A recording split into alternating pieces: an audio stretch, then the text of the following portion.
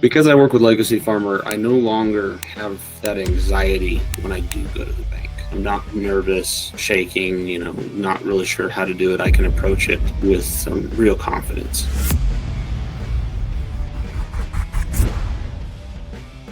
Better understanding my finances has allowed me to make better decisions, especially when I'm feeling unsure about what to do next, especially for those large purchases. Also, it's helped me really approach those small purchases that don't seem like a big deal that add up so fast and end up hamstringing me or hamstringing the operation.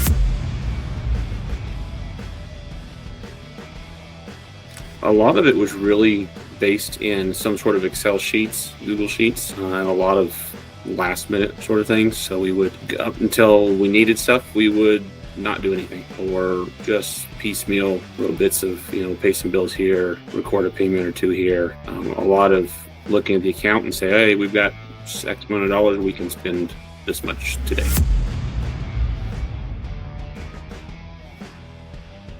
At that point, really when that thing was really getting going, my dad had been really sick and had passed away. So I had taken over the operation of the main farm, but my mom was still running a lot of the finances on the home place. So I didn't actually get to see those very often. So I was trying to make big decisions, plan decisions, but I didn't actually get to see the numbers. She was very organized in her numbers, better really than most people. She was a bookkeeper by trade, but not transparent by trade.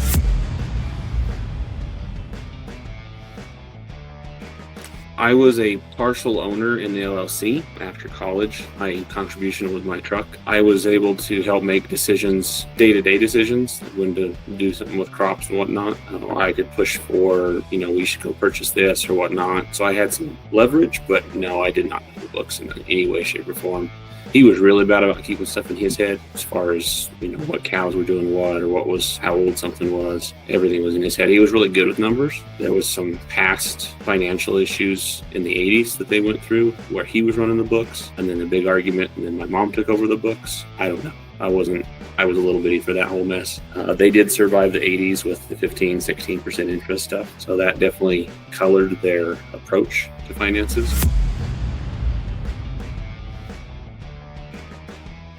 We're starting to. Our son is going into the Army, and at this point doesn't have a inclination towards farming. He's not really sure what he wants to do. It looks like he's going to get into the medical field, which I think is going to be really good for him. So I don't see him coming back to farm. Our daughter wants to be a vet, so kind of, parallel with ag. I don't know. She's only 12, so who knows? A lot can happen in the next 6 years, I guess. But we've talked about it some. A lot of it at this point is really still up in the air. I'm not in any sort of area that I'm wanting to slow down. We're still big in growth right now. And so that's really where we're concentrating, trying to get our stuff together for worst case scenario, but not bringing anybody else in the operation at this point.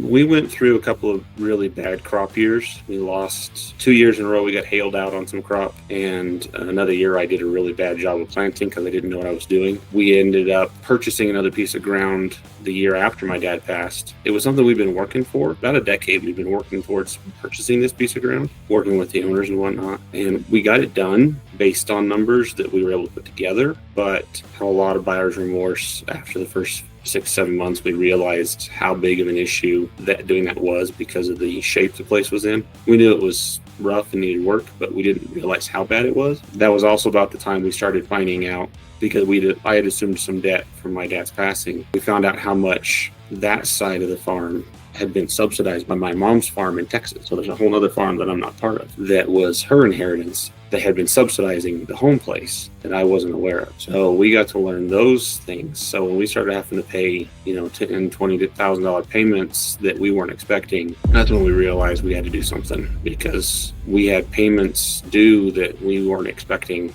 multiples a year, or we didn't understand the scope of them because we didn't sign paperwork. We weren't involved in any of that. So that was really kind of the wake-up call that we needed to do something. Met with Joni for a little bit, and then had a phone call with Jace and Joni, and Andy was still around at that point. So we chatted there some. It was pretty straightforward, asked a lot of questions and figured out we were a lot of the same headspace and values. And so it felt like a good decision to make as far as going forward, especially with the investment and getting into it. I wasn't sure what to get into. We'd never done anything like that. So there was a little bit of nervousness there, but what we thought we were in for, which ended up being a lot more, but what we thought we were getting, it seemed like a no-brainer.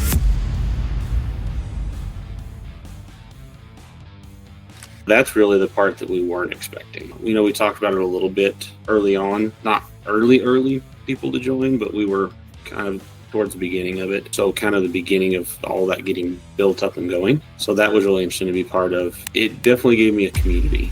And that's when my wife's been so supportive of me staying in it and continuing, because she has an off-farm job.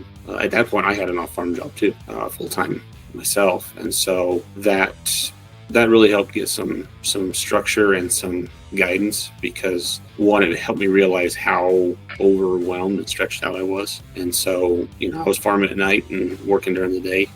And so that was really helpful to have somebody to talk to who didn't have a dog in the race here, that I could talk with, Jace especially, but even just the whole community that I could lay stuff out to. So really getting that community was an important part that we weren't expecting. Jace really knew how to explain that side of it, or maybe he just was still in its infantile part. Ended up being a bigger portion really than the number tracking.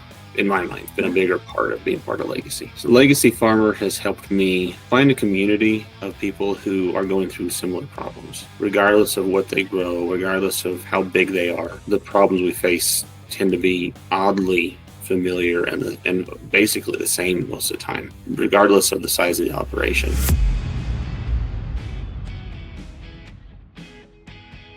It took a while just because money was always a fight, to the point where my wife and I wouldn't talk about it, because every time we talked about money, we had a fight. And so it wasn't discussed unless we absolutely had to. So as far as that goes, it's made a big improvement, because we can sit down and look at numbers more objectively without the emotion attached as much. There is always still some. For me personally, going through the numbers has become sort of cathartic. So when things are looking really bad, I can go through the numbers, and even if they're still bad, I still feel better about, because I know the situation we're in. So for me, it helps. My wife is kind of the other way. If things are bad, she doesn't want to look at them, because if there's nothing that she can do, looking at them doesn't help her. That was interesting to learn, but it helped us kind of figure out that we approach things very differently. So now I handle one side of the finances, and she really handles the other side as far as input and tax management and stuff like that. She does a lot of that stuff because she's just so smooth and fast at data entry. It's just something she excels at.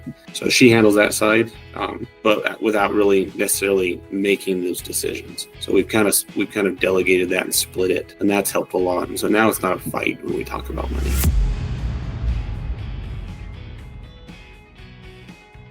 For sure, cost savings. It's definitely changed how I approach making decisions on the farm, especially the bigger ones. I've managed to not make some big decisions that in the short term I probably could have. And then really on the banking side, being able to walk in and hand a report to them, it's kind of interesting to overwhelm a banker with information. They're not used to that. So that's kind of a neat turn of events. Really taking that power back and being able to, I handed a banker last November. I think it was a 17-page document, a report overall. And he was kind of, well, I don't know if this is going to work. Took it to the board, and we took him 8 minutes to get his approval on the loan for over $500,000. And I think a lot of it wasn't that they looked at it and understood it. I think it was structured well. It looked professional. So they didn't have the question to it. They didn't have to sit and go through it. So I think that really helped. I think it surprised our banker a lot. He is a farmer on the outside, and I thought it'd be great to have a banker who is a farmer. I think that's actually maybe the worst thing, because then he's looking at our operation, how he looks at his operation. Actually, I think that might be a little detrimental, but lessons learned there.